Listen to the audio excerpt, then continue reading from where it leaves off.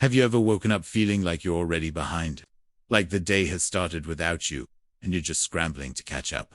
You hit snooze, maybe once, maybe 3 times, and when you finally drag yourself out of bed, it's a frantic rush. Checking emails, scrolling through social media, grabbing a quick coffee, and running out the door, already stressed. If that sounds familiar, you're not alone.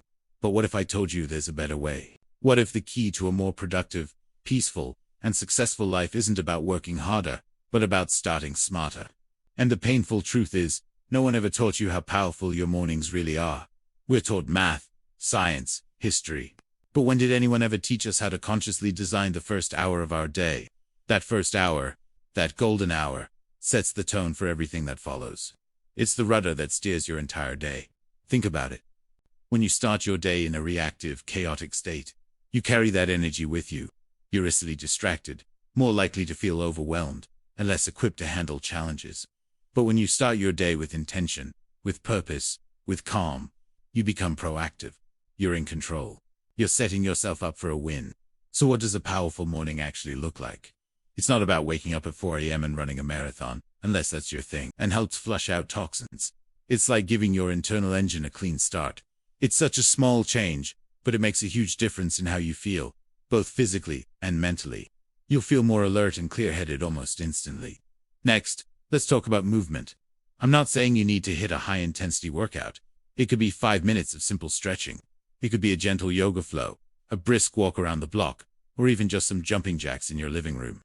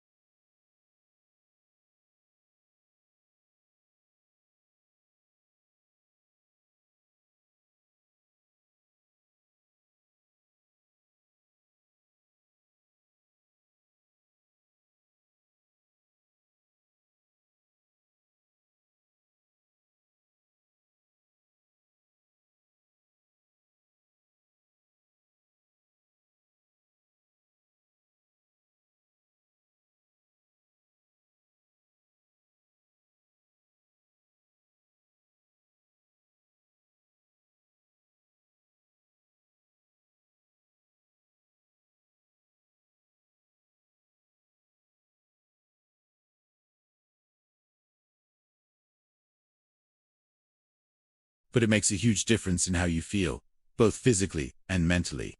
You'll feel more alert and clear-headed almost instantly. Next, let's talk about movement. I'm not saying you need to hit a high-intensity workout.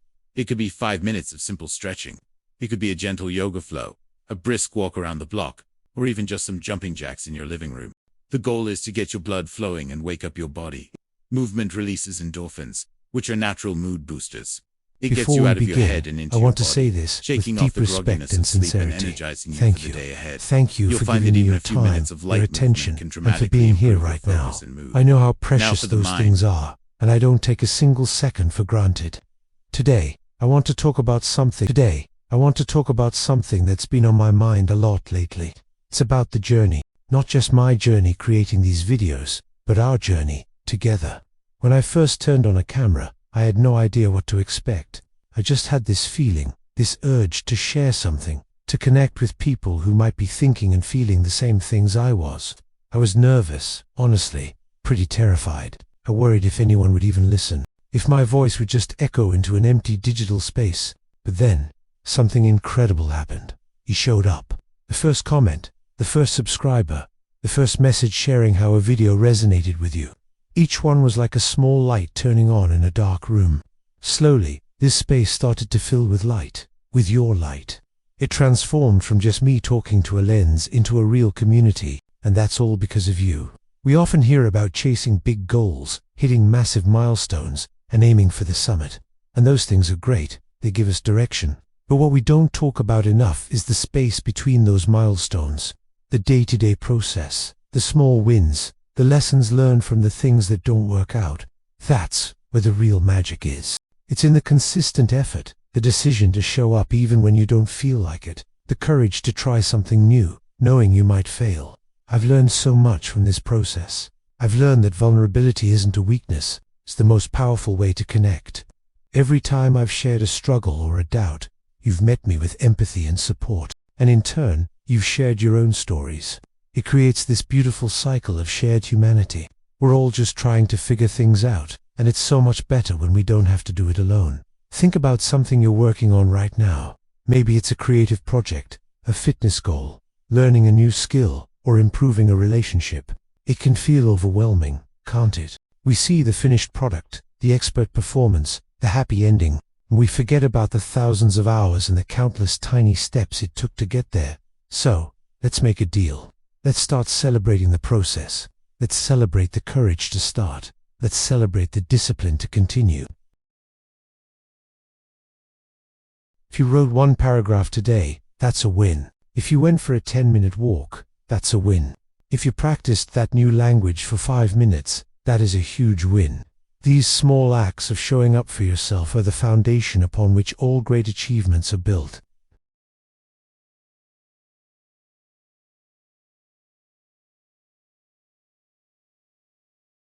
It's the sum of all these small, consistent efforts, from me and from you. Your engagement, your ideas, your feedback. You haven't just watched this journey, you have actively shaped it. You've been co-creators all along. In our world of instant gratification, patience is a superpower. Good things take time. Growth takes time.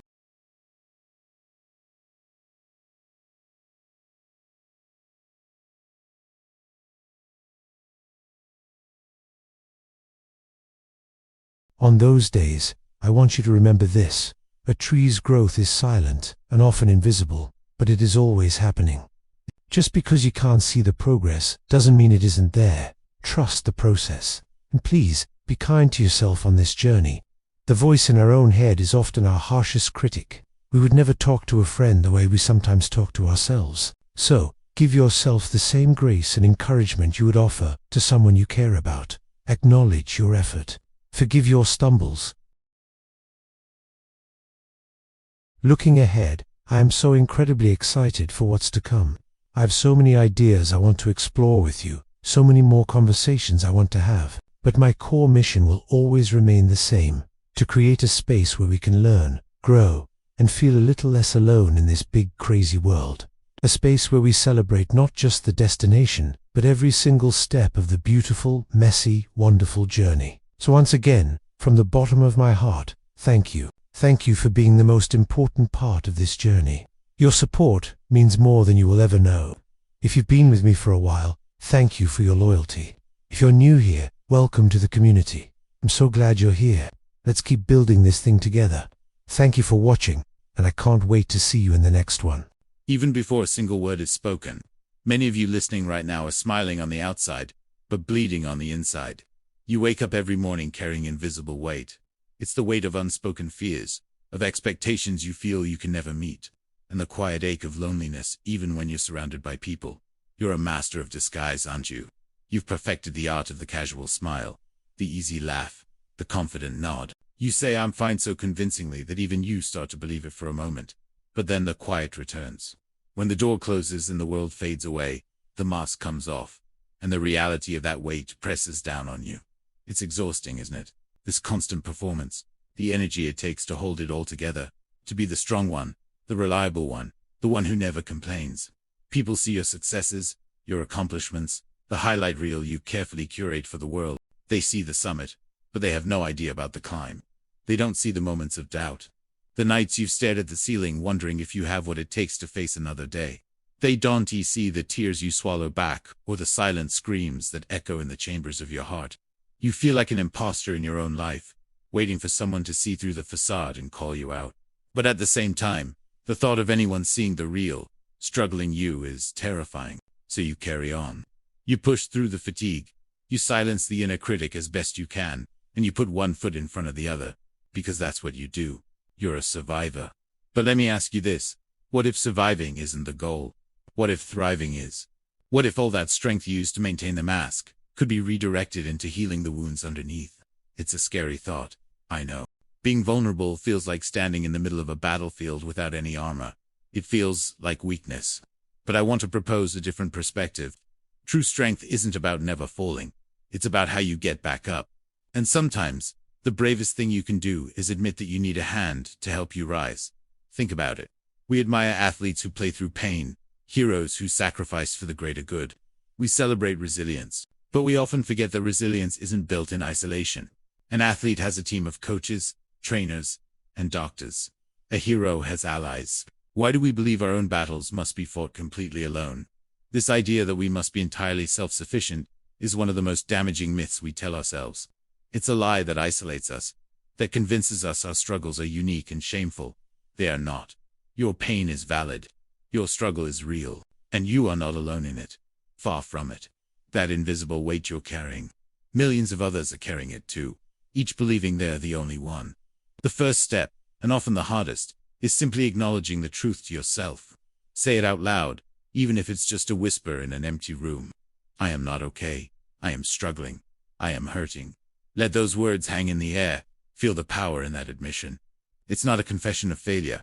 It's a declaration of humanity. It's the moment you stop running from the truth and turn to face it. This is where the healing begins. It's not about suddenly fixing everything overnight. It's about taking the first tiny step toward a different path. It's about giving yourself permission to be imperfect, to be a work in progress. Imagine for a moment what it would feel like to put that weight down, not to throw it away forever, because our experiences shape us, but to just set it down for a little while. To breathe without that pressure on your chest. To laugh a genuine, unburdened laugh. To feel the warmth of the sun on your face, without a shadow of anxiety looming over you. This isn't a fantasy. This is a possibility. And it starts by opening up, ever so slightly. It doesn't have to be a grand announcement to the world. It can be a conversation with one person you trust. A friend, a family member, a professional. Someone who can listen without judgment, who can hold that space for you and simply say, I'm here. That single act of sharing can be transformative. It's like opening a window in a stuffy room. The fresh air of connection starts to circulate, clearing out the stale atmosphere of isolation. When you share your burden, it doesn't just disappear, but it becomes lighter. You realize that you are seen, you are heard, and you are understood. And that is a powerful antidote to the poison of loneliness. You begin to see that your wounds are not sources of shame, but symbols of the battles you have fought and survived. They are part of your story, but they do not have to be the entire story. The journey of healing is not a straight line. There will be good days, and there will be bad days. There will be moments of progress, and moments where you feel like you've taken 2 steps back. That's okay. That is part of the process. The goal isn't perfection, it's progress. It's about learning to be kinder to yourself, to treat yourself with the same compassion you would offer a friend who's going through the same thing. You wouldn't tell a friend to just get over it or toughen up. You would offer them support, encouragement, and a listening ear. You deserve that same kindness from yourself. So, how do you start? You start small. Maybe today, your step is just researching a local therapist or a support group. Maybe it's writing down your feelings in a journal, getting them out of your head and onto paper. Maybe it's calling that friend you've been meaning to catch up with and just having a normal conversation to remind yourself of connection. You start small. Maybe today, your step is just researching a local therapist or a support group. Maybe it's writing down your feelings in a journal, getting them out of your head and onto paper. Maybe it's calling that friend you've been meaning to catch up with and just having a normal conversation to remind yourself of connection.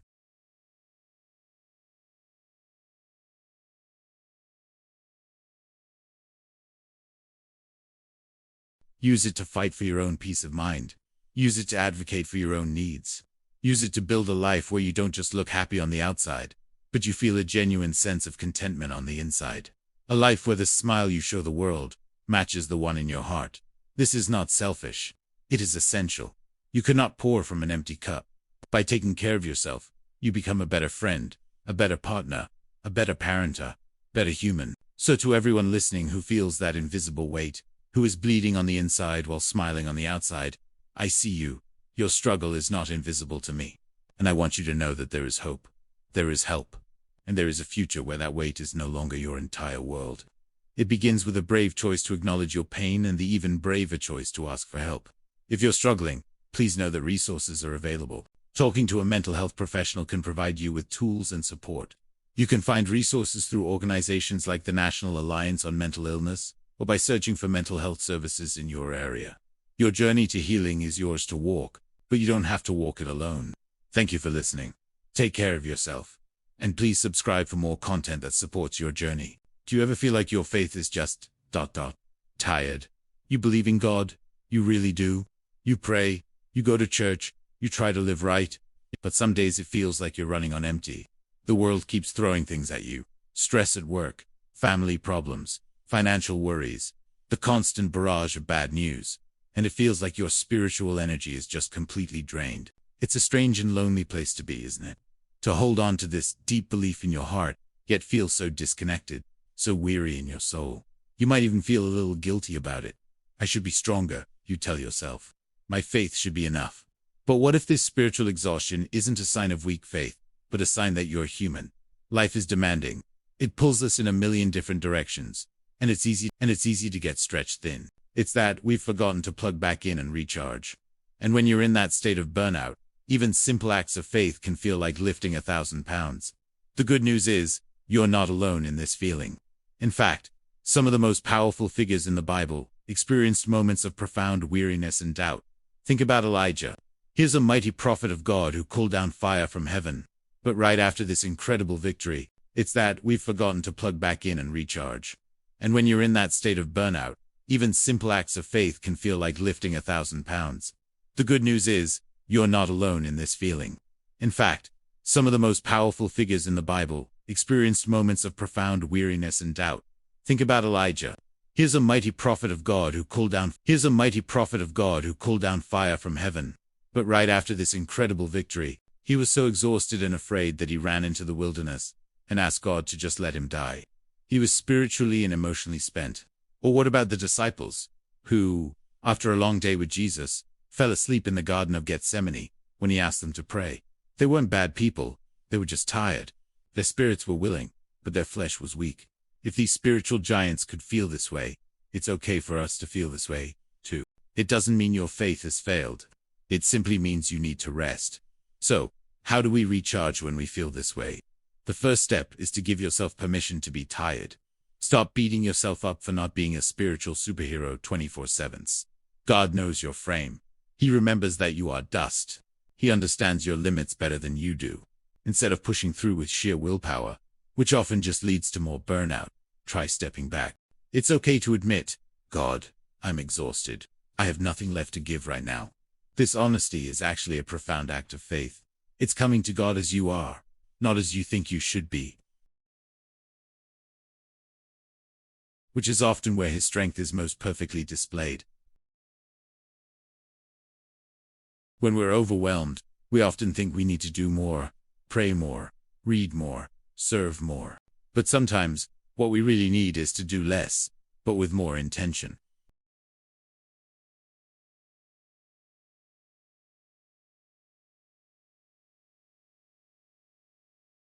Instead of a long, formal prayer session, try having a simple, ongoing conversation with God throughout your day.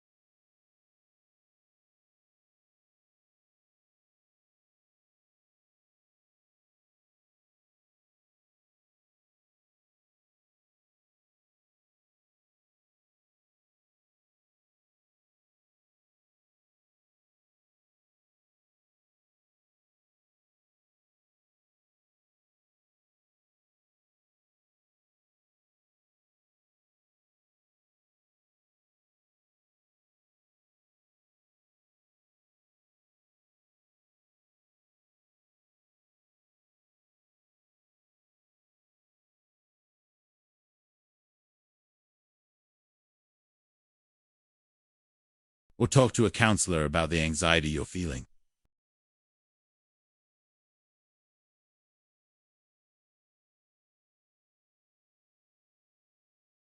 You create a healthier space for your spirit to thrive.